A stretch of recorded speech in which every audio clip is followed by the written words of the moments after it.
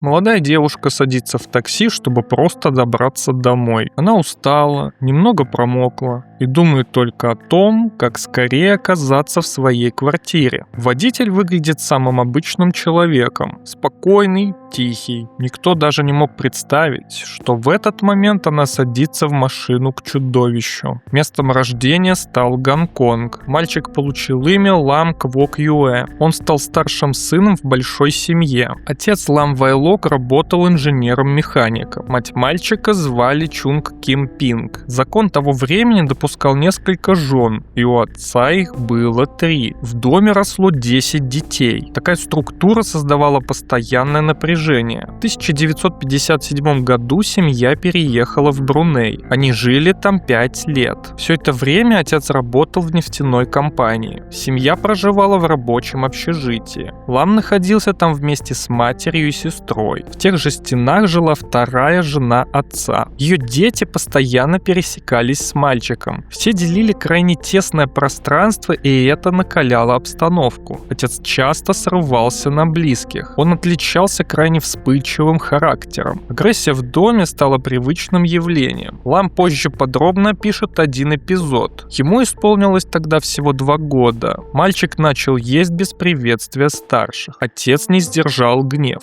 Ребенок получил заметную травму лица. Подобные ситуации повторялись постоянно. В декабре 1962 года семья вернулась в Гонконг. Они поселились в районе Квунтонг. Лам пошел в государственную начальную школу. Учеба давалась ему довольно легко. Он стабильно входил в первую десятку класса. Ситуация резко переменилась в 70-м году. Отец открыл собственный магазин мотоциклов. Точка располагалась на улице Хонг-Нинг-Роуд. Родитель заставил сына работать после уроков. Успеваемость моментально рухнула вниз. Отношения с отцом окончательно испортились. Лама постоянно ругали за мелкие проступки. Его нередко выгоняли на улицу ночевать. После окончания школы Лам так и остался в отцовском магазине. Позже он устроился учеником к родственнику. Тот обучал его профессионально устанавливать кондиционеры. Работа не приносила Ламу никакого удовольствия. Он вел крайне замкнутый образ жизни. Единственным другом стал электронный набор шахмат. В эти годы у молодого человека пробудилась навязчивая тяга. Парень начал собирать журналы для взрослых. К началу 80-х Лам сменил род занятий. Он устроился работать ночным таксистом. Профессия идеально совпала с его характером. Ночные смены полностью исключали лишние контакты. Он редко пересекался с семьей. Машина давала полную свободу передвижения по городу. Родные к тому времени снимали квартиру. Жилье находилось на 1-м этаже дома. Лам делил тесную спальню с младшим братом. Отец днем уходил на работу.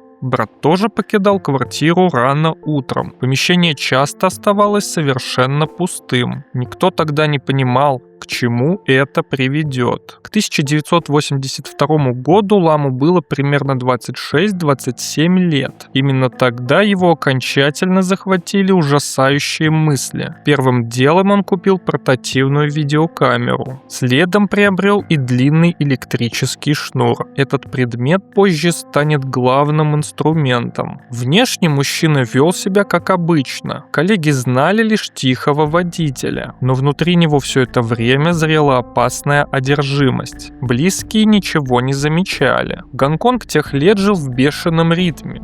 Город переживал мощный экономический подъем. Районы отличались экстремальной плотностью населения. Ночная жизнь кипела в квартале Цим Ша Цуй. Лам начал воплощать планы именно в этой среде. Дождливые ночи стали идеальным прикрытием. Ливень резко сокращал число случайных свидетелей. Пассажиры спешили сесть в первую попавшуюся машину. Дождь быстро смывал следы с асфальта. Шансы запомнить номер такси падали до нуля. К февралю замысел обрел четкие очертания. Лам мысленно прокрутил всю цепочку действий. Он выстроил простой и опасный план. Случайная пассажирка, ночной ливень, электрический шнур, пустая квартира днем. Каждый элемент встал на свое место. 3 февраля город накрыл сильный ливень. Время приближалось к 4 часам утра. 22-летняя Чан Фунг Лан покидала клуб. Девушка работала танцовщицей в ночном ночном заведении. Она вышла из китайского дворца на Кимберли-Роуд. Вечеринка с друзьями осталась позади. Алкоголь слегка окружил голову. Она просто хотела быстрее добраться домой. Девушка остановила красное такси. За рулем сидел Лам Корван. Так началась его охота. Сначала такси поехало в сторону Квунтонг. Девушка устала и начала засыпать. Лам не стал уточнять адрес. Он сразу свернул на другую улицу и направился к своему дому. Такси остановилось у подъезда. Водитель поднялся в пустую квартиру. Он взял заранее подготовленный шнур. Мужчина вернулся в машину и лишил девушку жизни на заднем сиденье. Тело он перенес в гостиную и спрятал под диваном. Спустя несколько часов Лам вышел на улицу. Он использовал деньги из кошелька жертвы. Мужчина купил электрическую пилу в магазине. На следующий день все ушли на работу. Квартира снова осталась в его полном распоряжении. Лам приступил к страшной процедуре. Он сделал фотографии. Затем разделил на 7 частей. Камера зафиксировала каждый этап.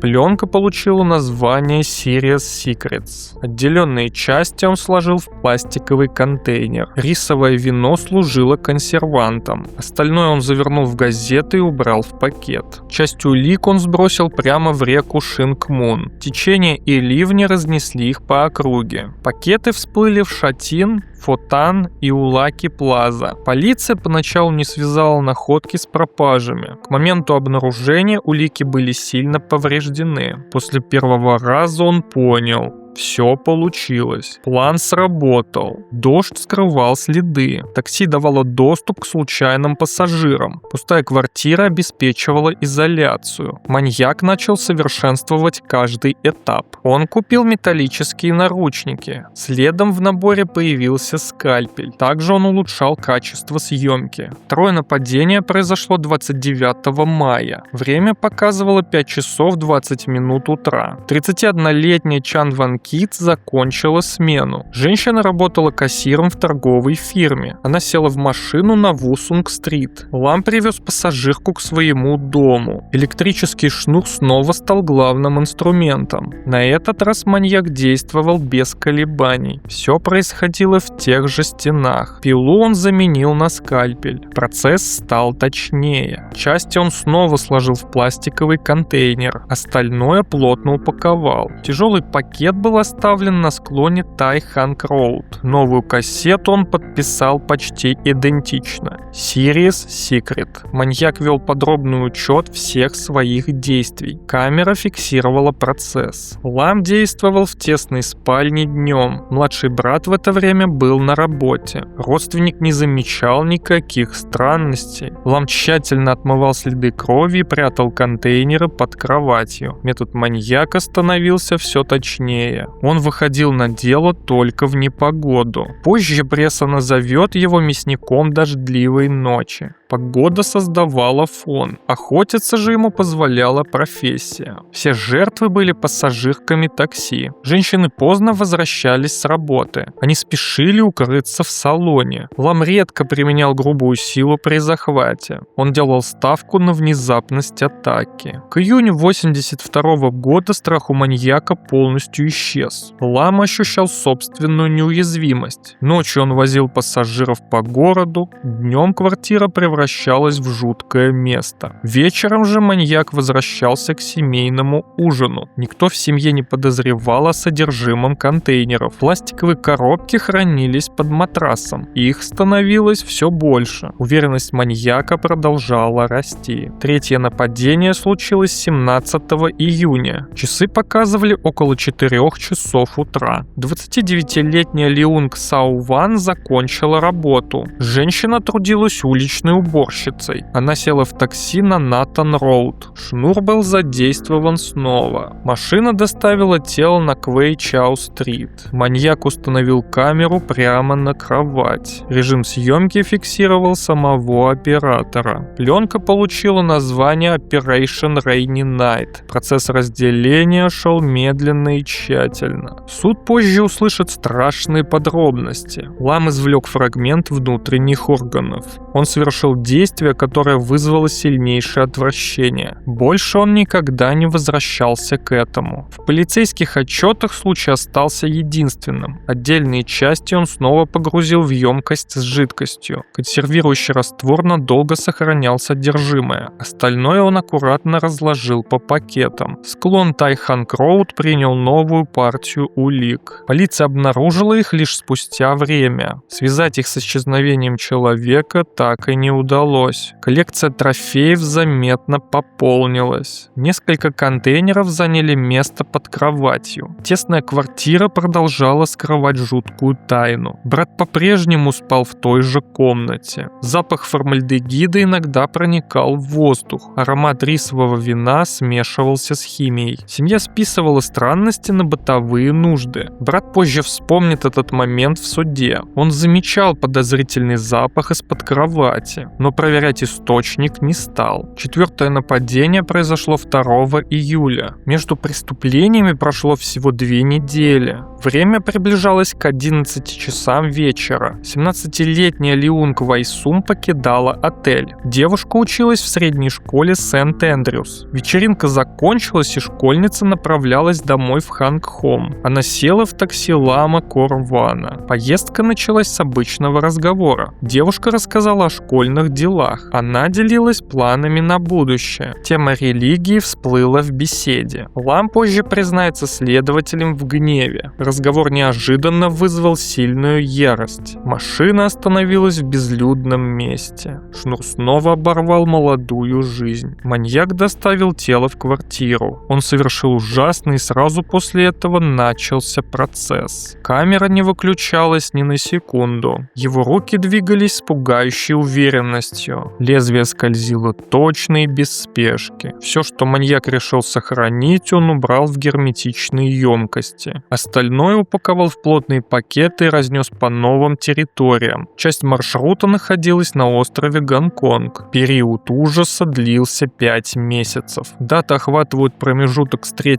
февраля по 2 июля. 4 женщины погибли от рук таксиста. Возраст жертв варьировался от 17 до 31 года. Принцип отбора оставался неизменным. Лам вел подробный архив преступлений. Коллекция включала сотни фотографий. 4 записи фиксировали процесс разделения. Контейнеры хранили части 4 разных женщин. Образ простого водителя полностью исчез. Преступник чувствовал себя хозяином судьбы. Он обманул полицию густонаселенного города. Начало августа не остановило маньяка. Лам продолжал работать в ночные смены. Взгляд выискивал новую пассажирку. Планы на 5-е нападение уже созрели, и именно тогда он совершил главную ошибку. 17 августа 1982 года серия трагедий оборвалась. Время приближалось к полудню. Лам вошел в магазин Kodak. Он хотел забрать проявленную пленку. Кадры содержали изображение жертвы без одежды. Снимки были сделаны после разделения. Сотрудник увидел ужасающие картины. Мужчина немедленно набрал номер полиции. Переодетые офицеры заняли позиции у прилавка. Лам вернулся за готовым заказом. Полиция сразу перекрыла выход и провела задержание. Сначала маньяк пытался дать ложные показания. Он заявлял о друге-моряке. Якобы товарищ оставил пленку. Полиция сразу отвергла эту версию. Офицеры потребовали показать место жительства. Лам повел группу на Квэй-Чау-стрит. В это время его семья спокойно ужинала в гостиной. Полиция вошла в спальню братьев. Находки потрясли опытных криминалистов. Пластиковые контейнеры стояли под кроватью. Смесь рисового вина и формальдегида хранила улики. Фрагменты 4 женщин лежали внутри. Видеокассеты содержали полные записи действий. Сотни журналов и фотографий изъяли сразу. Уже на первых допросах он во всем сознался. Маньяк подробно описал 4 преступления. Он рассказал о выборе погоды для охоты. Мужчина объяснил метод удушения шнуром и детали разделения тел. Спокойный тон поразил следователей. Рассказ напоминал отчет о рутинной работе. Судебный процесс начался 3 марта 1983